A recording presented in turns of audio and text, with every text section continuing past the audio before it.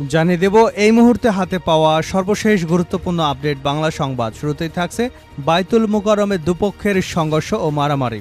রাজধানীর নয়াপল্টনে জাতীয় মসজিদ বাইতুল মোকাররমে জুমা নামাজের সময় মারামারির ঘটনা ঘটেছে। খতিব মুফতি রুহুল আমিন নামাজের আগে বয়ান করার সময় একদল মুসল্লি তার পেছনে নামাজ পড়তে অনীহা প্রকাশ করলে উপস্থিত মুসল্লিরা এর প্রতিবাদ করেন। পরে দুপক্ষের লোকজন হাতাহাতি এবং মারামারিতে জড়িয়ে পড়েন। উদ্বুদ্ধ পরিস্থিতিতে খতিব মুফতি রুহুল আমিন নামাজ না পড়ে মসজিদ ত্যাগ করেন। এ সময় সংঘর্ষে অনেকে আহত হয়েছেন। এ অবস্থায় বাইতুল মোকাররম মসজিদে অতিরিক্ত পুলিশ মোতায়েন করা হয়েছে। এবারে জানাবো রাঙামাটিতে ১৪৪ ধারা জারি। রাঙামাটিতে পাহাড়ি ও বাঙালি সংঘর্ষের ঘটনায় পরিস্থিতি নিয়ন্ত্রণে নিতে পৌর এলাকায় ১৪৪ ধারা জারি করা হয়েছে। বিষয়টি নিশ্চিত করেন জেলা প্রশাসক মোহাম্মদ মোশাররফ হোসেন খান। সকালে খাগড়াছড়ি ও দীঘিনালায় পাহাড়ি ও বাঙালি সংঘর্ষ ও আগুনের ঘটনায় প্রতিবাদে রাঙামাটিতে বিক্ষোভ করেছে পাহাড়ি ছাত্র জনতা। এতে পাহাড়ি ও বাঙালি সংঘর্ষের রূপ নিয়েছে। বিক্ষোভ করার সময় দোকান, মসজিদ ও গাড়িতে হামলা চালানোর অভিযোগ পাওয়া গেছে। জানাবো মেয়াদ শেষ হবার পরও যে কারণে ভারত ছাড়ছেন না বাংলাদেশ থেকে পালিয়ে যাওয়া সাবেক প্রধানমন্ত্রী শেখ হাসিনা। ছাত্র জনতার গণঅভ্যুত্থানে ভারতে পালিয়ে যান শেখ হাসিনা। ক্ষমতাচ্যুত প্রধানমন্ত্রী শেখ হাসিনার ভারতে অবস্থানের ৪৫ দিন অতিবাহিত হয়ে গেছে। তবে ৪৫ দিনের সময়সীমা পেরিয়ে যাওয়ায় তিনি এখন আর ভারতে অবস্থানের কূটনৈতিক দায়মুক্তি পাবেন না। এখন তিনি দিল্লির রাজনৈতিক সিদ্ধান্ত মোতাবেক ভারতে আছেন। মানবিক কারণে বিবেচনায় তাকে আশ্রয় দিয়েছে ভারত। এদিকে নড়াইলে বিএনপির অফিস ভাঙচুর, গুলিবিদ্ধ সহ আহত ২।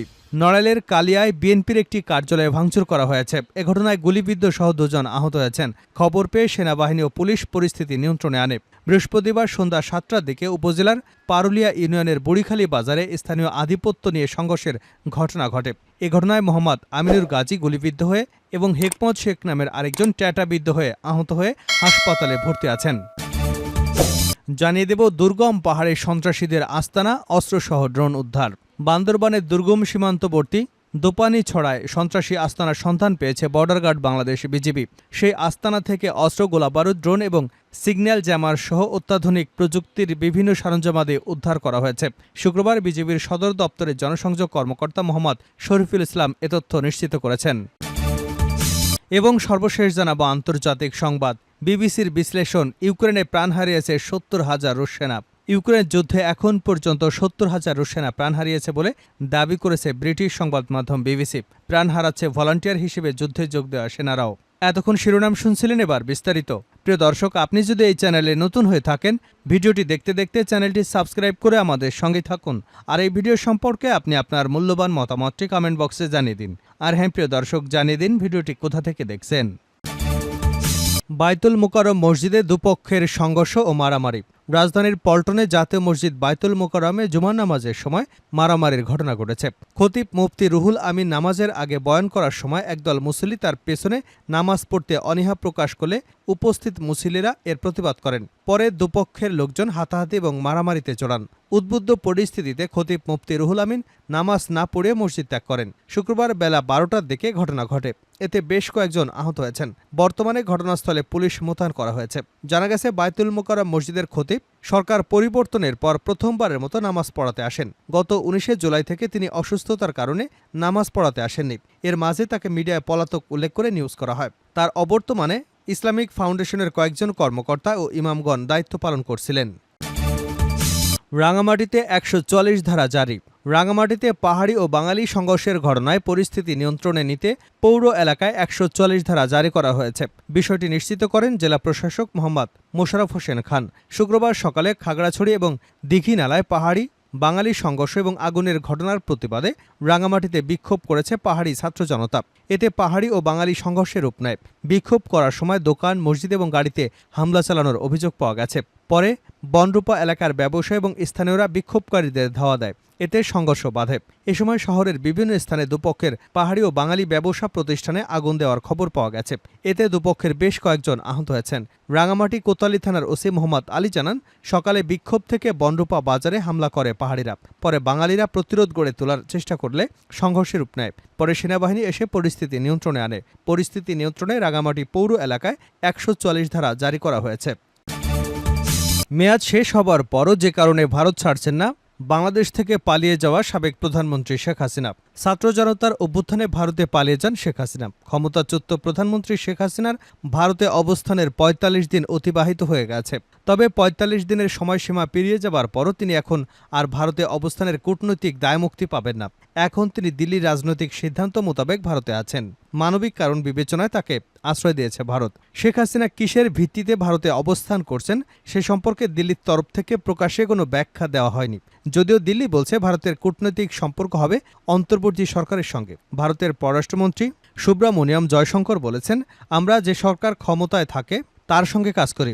শেখ হাসিনা যে ভারতে আছেন সেটা স্বীকার করলেও কিসের ভিত্তিতে তিনি আছেন সে সম্পর্কে দিল্লির তরফে কিছুই বলা হয়নি। তবে বিশ্লেষকরা মনে করেন শেখ হাসিনা ভারতের ঘনিষ্ঠ বন্ধু হিসেবে পরিচিত। এ কারণে তাকে মানবিক বিবেচনায় আশ্রয় দিয়েছে। দৃশ্যত সেটাই মনে হচ্ছে। ১৯৫৯ সালে চীন তিব্বত অধিগ্রহণ করলে দলাই লামাকে ভারত আশ্রয় দিয়েছিল। ১৯৯২ সালে আফগানিস্তানের ভারতপন্থী নেতা মোহাম্মদ নজিবুল্লাহকে আশ্রয় দিয়েছিল ভারত। ১৯৭৫ সালের ১৫ই আগস্ট বঙ্গবন্ধু শেখ মুজিবুর রহমানকে পরিবারের অধিকাংশ সদস্যসহ হত্যা করা হলে শেখ হাসিনা এবং শেখ রেহানাকে ভারতে আশ্রয় দিয়েছিল তদানীন্তন প্রধানমন্ত্রী ইন্দিরা গান্ধী। ১৯৮১ সালে বাংলাদেশে ফিরে আসার পূর্ব পর্যন্ত শেখ হাসিনা ভারতে আশ্রিত ছিলেন। কোন আইনে শেখ হাসিনাকে আশ্রয় দিয়েছে এমন প্রশ্নের জবাবে বাংলাদেশের পররাষ্ট্র উপদেষ্টা মোহাম্মদ তৌহিদ হোসেন বলেছেন, সবকিছু আইন দিয়ে চলে না। তিনি আরও বলেন, শেখ হাসিনা ভারতে অবস্থান করে রাজনৈতিক কথাবার্তা বলছেন, এটা অস্বস্তিকর। বিষয়টি ভারত সরকারকে অন্তর্বর্তী সরকার জানিয়েছে বলেও উল্লেখ করেন তিনি। বাংলাদেশ ও ভারতের মধ্যে প্রত্যাবর্তন চুক্তি আছে। ২০১৩ সালে শেখ হাসিনার সরকার এই চুক্তিটি সই করেছিল। এই চুক্তির আওতায় অন্তর্বর্তী সরকার ইচ্ছা করলে শেখ হাসিনাকে ফেরত চাইতে পারে। ভারত শরণার্থী সংক্রান্ত আন্তর্জাতিক কনভেনশনে সই করেনি, তাই শেখ হাসিনা শরণার্থী হিসেবে ভারতে আশ্রয় পাবেন না। তবে ভারত একটি সার্বভৌম রাষ্ট্র হিসেবে প্রত্যেকটি আলাদা ঘটনা বিচার বিশ্লেষণ করে রাজনৈতিক আশ্রয় দেবার সিদ্ধান্ত নিতে পারে। সংশ্লিষ্টরা ধারণা করছে শেখ হাসিনাকে আশ্রয় দেওয়ার সিদ্ধান্ত রাজনৈতিক বিবেচনায় নেওয়া হয়েছে। এখানে মানবিক বিষয় বিবেচনা করা হয়েছে। ছাত্র জনতার অভ্যুত্থানে গত ৫ই আগস্ট শেখ হাসিনা ও তার বোন শেখ রেহানা একটি সামরিক বিমানযোগে দেশ ত্যাগ করে ভারতে আশ্রয় নেন। নড়াইলে বিএনপির অফিস ভাঙচুর, গুলিবিদ্ধ সহ আহত ২। নড়াইলের কালিয়ায় বিএনপির একটি কার্যালয়ে ভাঙচুর করা হয়েছে। এ ঘটনায় গুলিবিদ্ধ সহ ২ জন আহত হয়েছেন। খবর পেয়ে সেনাবাহিনী ও পুলিশ পরিস্থিতি নিয়ন্ত্রণে আনে। বৃহস্পতিবার সন্ধ্যা ৭টার দিকে উপজেলার বুরুলিয়া ইউনিয়নের বুড়িখালী বাজারে স্থানীয় আধিপত্য নিয়ে সংঘর্ষের ঘটনা ঘটে। এ ঘটনায় মোহাম্মদ আমিনুর গাজী ৩৭ গুলিবিদ্ধ এবং হেকমত শেখ ৩৬ নামের একজন ট্যাটাবিদ্ধ হয়েছেন। স্থানীয়রা আহতদের উদ্ধার করে প্রথমে নড়াইল সদর হাসপাতালে নিয়ে আসেন। পরে তাদের অবস্থার অবনতি হলে প্রাথমিক চিকিৎসা প্রদান করে যশোর মেডিকেল হাসপাতালে পাঠানো হয়। এ ঘটনায় মামলার প্রস্তুতি চলছে বলেও বিশ্বস্ত সূত্রে জানা গেছে। ভুক্তভোগী এবং তার স্বজনরা জানায়, স্থানীয় আধিপত্য বিস্তার নিয়ে বিএনপি সমর্থিত আকুব শেখ এবং আওয়ামী সমর্থিত জালাল খান ওরফে ধলা মেম্বারের মধ্যে দীর্ঘদিন ধরে দ্বন্দ্ব চলে আসছিল। বৃহস্পতিবার আকুব শেখ বুড়িখালী বাজারে বিএনপির অফিসে দলীয় কর্মীদের নিয়ে মিটিং করছিল। মিটিং শেষে সন্ধ্যার পর বের হলে জালাল খানের সন্ত্রাসী বাহিনী আগ্নেয়াস্ত্র এবং ধারালো অস্ত্র দিয়ে হামলা চালায়। এতে মোহাম্মদ আমিনুর গাজী ও হেকমত শেখ আহত হন। এ ঘটনায় বুড়িখালী বিএনপির অফিসসহ ৪ থেকে ৫টি দোকানে ভাঙচুর করা হয়েছে। সদর হাসপাতালে জরুরি বিভাগে কর্মরত ডাক্তার শরীফ মোহাম্মদ জানান, একজনের হাতে ট্যাটাবিদ্ধ হয়েছেন, অপরজন গুলিবিদ্ধ হয়েছেন কিনা তা এক্স-রে রিপোর্ট ছাড়া বলা যাচ্ছে না। ইউক্রেনে প্রাণ হারিয়েছে ৭০,০০০ রুশ সেনা। ইউক্রেনের যুদ্ধে এখন পর্যন্ত ৭০,০০০ রুশ সেনা প্রাণ হারিয়েছে বলে দাবি করেছে ব্রিটিশ সংবাদ মাধ্যম বিবিসি। প্রাণ হারাচ্ছে ভলান্টিয়ার হিসেবে যুদ্ধে যোগ দেওয়া সেনারাও। ২০২২ সালের ২৫শে ফেব্রুয়ারি ইউক্রেনে স্থল অভিযান শুরু করে রাশিয়া। দীর্ঘ এই সময় দুপক্ষের প্রচুর সেনা হতাহতের শিকার হয়েছেন। মারা গেছেন অনেক বেসামরিকও। এখনও পর্যন্ত যুদ্ধ থামার কোনো লক্ষণ নেই। অনেকদিন সুবিধাজনক অবস্থানে ছিল রাশিয়া, তবে সম্প্রতি রুশ ভূখণ্ডে ইউক্রেনীয় সেনা ঢুকে রাশিয়াকে চাপে ফেলেছে। সামরিক অভিযানে রাশিয়ার হয়ে অংশ নিচ্ছেন দেশটির সামরিক বাহিনীতে যোগ দেওয়া অনেক স্বেচ্ছাসেবী বেসামরিক নাগরিকও। ফলে নিহত রুশ সেনাদের সংখ্যাও এতটা বেড়ে গেছে বলে মনে করা হচ্ছে।